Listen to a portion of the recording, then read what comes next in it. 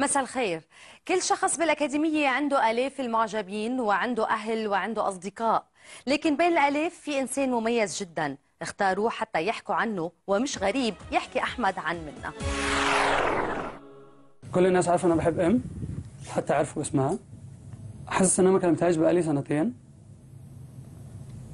مع إننا آخر مرة اتكلمنا كان من 10 أيام أعتقد، بس ما اتكلمناش.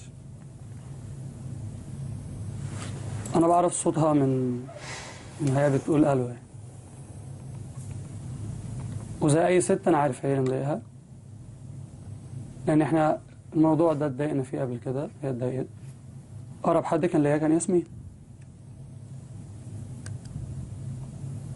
لحد دلوقتي طبعا كانت أقرب حد ليا، طبعا حاسس إن لحد دلوقتي حاسس إن ياسمين ما كانتش تستاهل إنها تطلع زي ما طلعت في الأسبوع اللي طلعت فيه، تستاهل إنها كانت تفضل موجودة.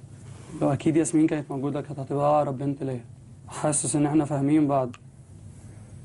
الناس بتشوف إن بيحصل حاجة، بيحصل علاقة، حتى لو كان حد بتحبه في بره، بس لا، في حاجة هم شايفينها. أعتقد إن إم شافت ده كمان كده. بس هو أوريدي الموضوع حصل، لأن حتى في ناس هنا فيكو كانوا بدأوا يحسوا بده، خصوصا طبعا بعد ما ياسمين جت. معرفش لو كان في حياتي في حد كان هيبقى ايه العلاقة مع ياسمين. ياسمين حد ممتاز جدا، ومن أكتر الناس اللي أنا حبيتها في حياتي، مع إننا ما قعدناش مع بعض كتير، هو شهر. بس يعني أعتقد اللي أنت بتفكري فيه ده عبط يعني. أنت عارفة أنا جاي هنا ليه؟ أنت عارفة إن أنا قدمت على البروجرام ده مرتين قبل كده وكان ولا بيبقى مني. أنا حبيت قبل كده، حبيت بس عمري ما حسيت بالإحساس اللي أنا كنت حاسه معاك. حسيت إن أنا لازم أبقى حاجة، لازم أعمل حاجة في حياتي، علشان لازم نبقى مع بعض في أقرب. وهو ده اللي خلاني أجي أقدم على ستار أكاديمي. بحبك وهنفضل على طول مع بعض. عمري ما أحب حد في حياتي زي ما حبيتك، حتى لو في يوم من الأيام ما بيناش مع بعض لا قدر الله. في حاجات ما بيننا مش هينفع تبقى مع حد تاني، يعني صعب إنها تبقى مع حد تاني. معاكي بضحك بصوت عالي، معاكي بضحك بصوت عالي، ومش خايف وانا عارف قلبك من الحزن مش خالي. بحبك شمس في بردي، تدفيني بالدفى الوردي. بحبك حلم على قدي، أغلى ما عندي. كلام أحمد عن منا والتعبير عن حقيقة مشاعره أمام المشاهدين فرحها وبرد قلبها، فخلينا نسمع منا.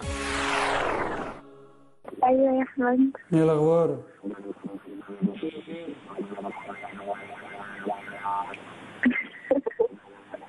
مبسوطة؟ انا كله تمام. طب ده كويس، ده جميل. ليه مبسوطة؟ ليه تفتكري ليه مبسوطة؟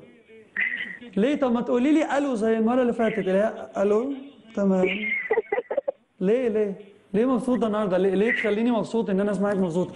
كده يعني؟ ما اخنقيني اكتر، والايفال جاي بالليل.